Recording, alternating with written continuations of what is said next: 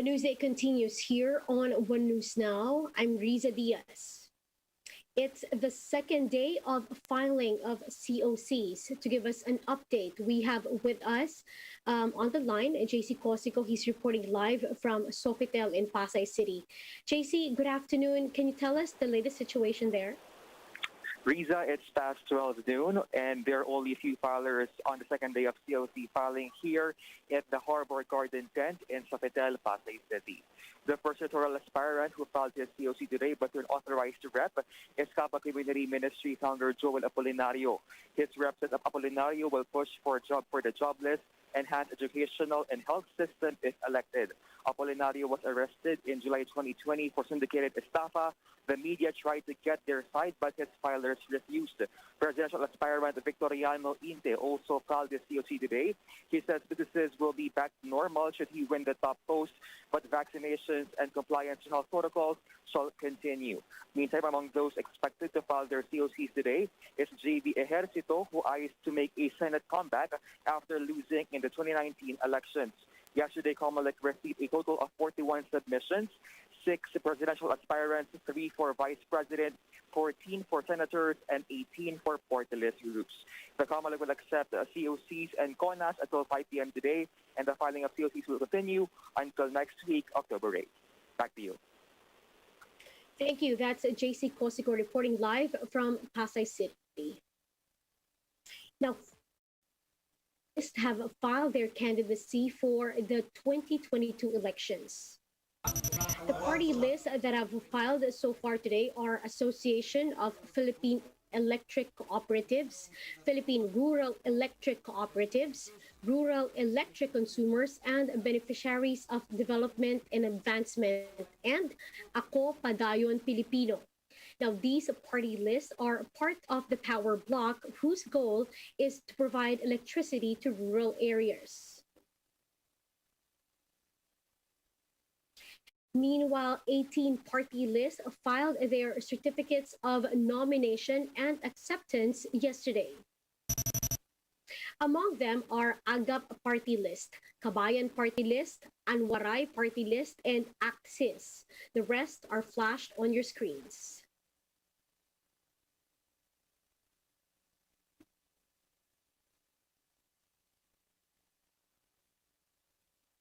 Now, the Singsons of Ilocos Sur are still dominating the political arena in the province. In fact, next year's polls will simply be fought by members of the same clan. Narvacan Mayor Chavit Singson has filed his candidacy for vice governor in Ilocos Sur. He will run against his son, Ryan, who is on his third term as governor. Meanwhile, Ryan's wife, Patch Savellano Singson, will run as governor against Chavit's brother, Ilocos Sur Vice Governor Jeremias Singson. 8 groups allied with One Sambayan expressed concerns over what they call premature endorsement of the coalition's presidential candidate. This comes after One Sambayan endorsed Vice President Leni Robredo as their presidential bet for the 2022 elections. However, their ally groups said that this may hinder the coalition from unifying non-administration bets next year. The groups said that all efforts at forging a united slate should be exhausted and all options must remain open. President Duterte has ordered his cabinet secretaries to stay away from the Senate probe into the government's pandemic spending. But senators remain unfazed. Maricel Halili with the report. All cabinet officials have been barred to attend Senate hearings on the alleged purchase of overpriced medical items. The order came from no less than President Duterte. The chief executive hit Senate Blue Ribbon Committee Chair Richard Gordon for wasting his secretary's time. Kailan ito matapos, Kingdom Come? Who are you to say that? Sabi ko, that is a very undemocratic statement. And you want the Filipino nation, pati kami dito sa executive department, damayin mo? The upper chamber continues to unlock anomalies in the 11 billion pesos worth of deals awarded to Formally, but Duterte claims that Gordon is pursuing this just for exposure. Ang totoo dito ang lumabas, sabi ng COA na walang korupsyon, walang overprice at delivered lahat. Ano pa ang gusto mo? Sige, kakalka, naghahanap ka. Kasi gusto mo sigurong nasa TV ka araw-araw. Libre kasi ang exposure. As the word war continues, the president admits that there is already a crisis between the executive and the Senate. He tells the police not to arrest his officials who will choose to ignore the Senate summon.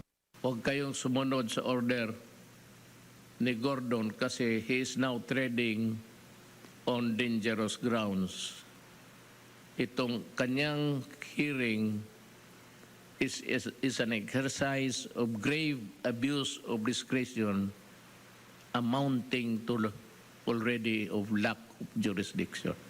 Gordon on Thursday assured the public that the probe will go on till Kingdom Come to uncover more information about the supposed regular transactions. Senate President Tito Soto, meanwhile, clarified that cabinet members won't be subject to arrest since their appearance is not mandatory under the Constitution. For Senator Kiko Pangilinan, Duterte is just trying to cover up the corruption. He says Duterte's order to prevent his cabinet officials from participating in legislative inquiry will only do more harm than good. For News 5, Maricel Halili, We Are One News. Senator Richard Gordon continued his verbal exchange with President Duterte regarding the Senate's probe into the alleged overpriced purchase of medical supplies. Gordon said that the president has a lot to explain to the people on his supposed cover-up of the Formally controversy. He also defended the Senate, saying that the chamber is doing its job to fight corruption of the president's appointees and friends. Gordon laments that Duterte is willing to provoke a constitutional crisis just to protect corrupt people. Now, this as the president ordered his cabinet members to decline a summons from Senate during its probe on the irregularities in deals with Formally Pharmaceutical.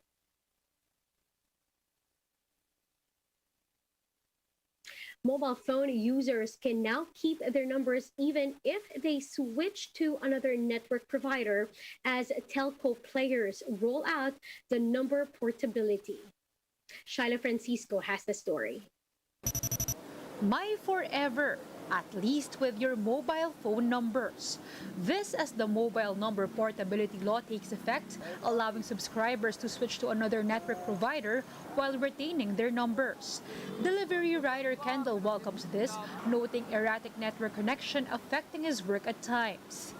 But he's discouraged to switch providers due to the inconvenience. Number ko po ngayon, nakaregister na po siya sa katulad po ng SS, lahat po nung kailangan po na number, like pagdi-deliver, nakaregister po siya sa account ko po sa Grab eh.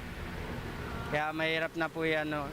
Those interested in applying for the mobile number portability should request a unique subscriber code from their current provider. They will require a valid ID and proof of ownership to start the process. The 9-digit code will be presented to the new network provider, and once it gets approved, the account will be activated within 48 hours. Users can also change from prepaid to postpaid subscriptions. They can also switch back to their original networks and plans after 60 days. Telecommunications Connectivity Incorporated, the joint venture between Dito Telecommunity, Globe Telecom, and Smart Communications, says this is free of charge. Po ay magiging beneficial sa mga kababayan natin na nakikita nila na mayroong ibang network na makakapag-provide ng services na gusto nila. At least 1 million subscribers are expected to switch networks. As early as now, Smart says they have started to receive inquiries on their mobile plans. To welcome new subscribers, Smart launched its Signature Plus plans. Aside from only 5G access, these also come with other unlimited features. Users can avail of the plan for as low as 599 pesos. Smart hopes this would entice encourages more subscribers to experience the benefits of their 5G technology. Yes, we've already have several inquiries already about MNP. They're asking like kung ano yung mga plans na bagong ma-offer namin sa kanila, and of course kung gaano katagal magte-take effect yung process. This is the best time for subscribers to apply to Smart as we launch the new Signature Plus plans. Subscribers wanting to switch to Smart can go to any Smart Store branch or transact online through its mobile number portability page. Those transferring to Dito Telecommunity can visit its Experience stores or website. Subscribers must ensure that they use a Dito-compatible phone and should be within their coverage areas before transferring. For Globe Telecom, users can visit its store and Globe One app or the telco's MNP page for details. Shaila Francisco, we are One News. And those are the top stories of the hour. Join us later again at 1 in the afternoon as we continue to monitor the day's biggest stories. You can also catch One News on Signal Play app. Register for a free account now, www.signalplay.com, and stream One News live anytime, anywhere. I'm Riza Diaz. Mask on, wash hands, and stay safe, Philippines. We are One News.